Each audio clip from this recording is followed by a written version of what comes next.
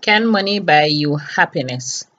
Money would probably be on the top of everyone's list of things they desire, along with other things that only money could buy, but does not mean that money will make you happy.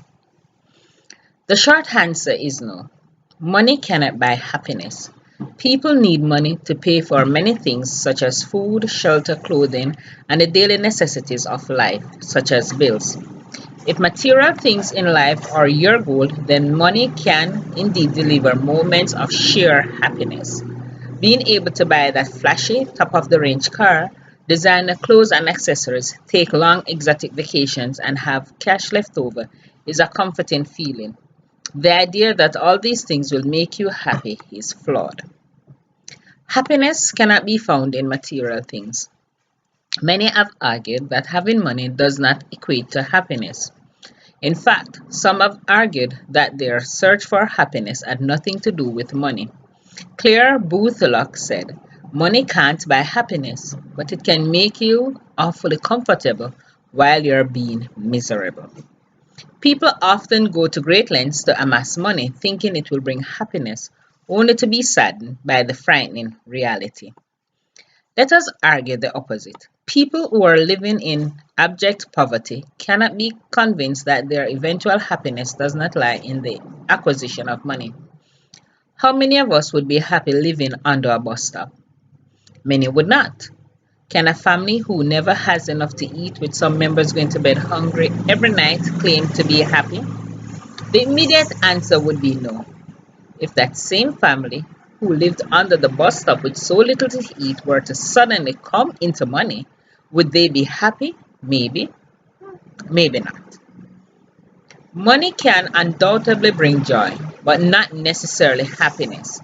Elder David O. McKay states that pleasure, unlike happiness, is that which pleases us or gives us gratification. This usually endures for only a short time. You may get that transitory pleasure. You cannot find happiness. If the poor family who had nothing and suddenly found themselves rich got to the stage where their house was so big they never got to see each other, or their focus was now on keeping that money in their possession that they didn't have time for each other, would they be happy? I think not.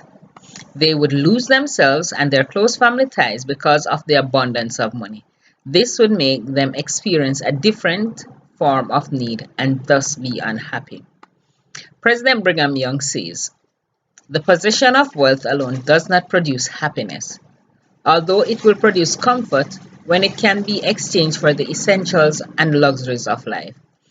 When wealth is obtained by prolonging or in any other unfair and dishonorable way, fear of detention and punishment robs the possessor of all human happiness. When wealth is honorably obtained by man, still the possession of it is embedded by the thought that death will soon strip them of it and others will possess it. What hopes they have in the future? After they get through with this sorrowful world, they have nothing about the future. They see nothing but death and hell. Solid comfort and alloy joy are unknown to them. We all make comparisons about our maternal position and experiences in light of those of our friends, co-workers, and neighbors. However, we need to be very careful about what we make comparisons about, since it will affect whether something is a perceived gain or loss. Comparing our looks and material positions to those of our favorite celebrity is unlikely to trigger a perceived gain. Likewise, comparing the rainy holiday this year with the holiday last year with the perfect weather is unlikely going to help us enjoy the rainy holiday. Happiness can only come from within. If money could guarantee happiness, then the world would have no issues. We live in a world where people die of hunger, inadequate medical provision, and conflict. All the money in the world cannot eradicate these things. So my conclusion is the materialistic treadmill of having money to afford the luxuries of life will not make you happy.